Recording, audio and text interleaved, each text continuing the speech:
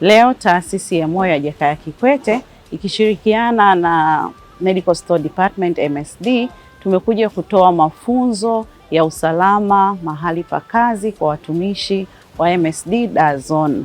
Na katika mafunzo mengi yaliyotolewa yakiwemo ya moyo, pia tumeenda kuwakumbusha juu ya umuhimu wa afya na usalama mahali pa kazi, ukizingatia wao ni waingizaji, wasambazaji, lakini pia wanatunza madawa yatumikayo. Na kama wasemavyo, nyumbani hapana wajenzi.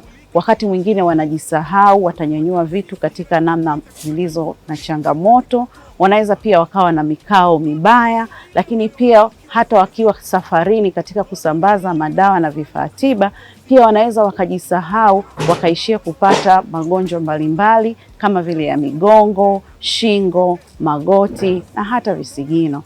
Kwa ujumla kama taasisi ya moyo tumekuja kuwakumbusha mikao iliyo sahihi, namna ya kunyanyua vitu kwa usahihi, namna ya kutengeneza viti vyao vya makazini au vya kwenye gari waweze kusafiri kwa usalama.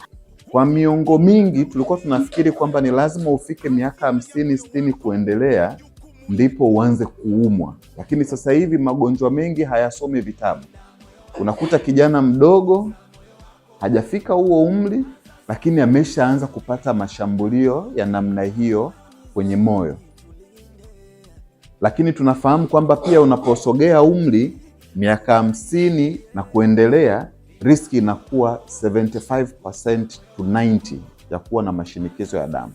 Kwa maana tukasema hiki tunachokiongea kinaweza kikakuja kwako moja kwa moja au kwa mtu ambaye mnafahamiana naye katika namna tofauti.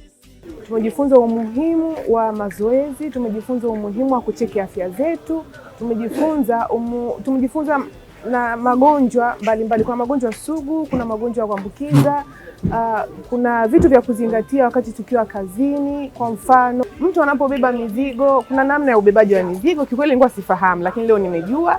Kwa mafunzo ambayo nimeyapata leo, naweza kusema kwamba hasa zaidi swala la moyo. Nilikuwa sijui yani kiundani kuhusu moyo.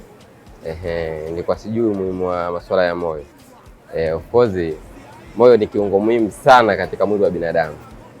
Umeshaona naweza kusema kwamba yani mfumo wa binadamu yani bila moyo ni tatizo. Moyo una umuhimu mkubwa mno. Ya moyo wako ni jukumu letu sisi JKCI.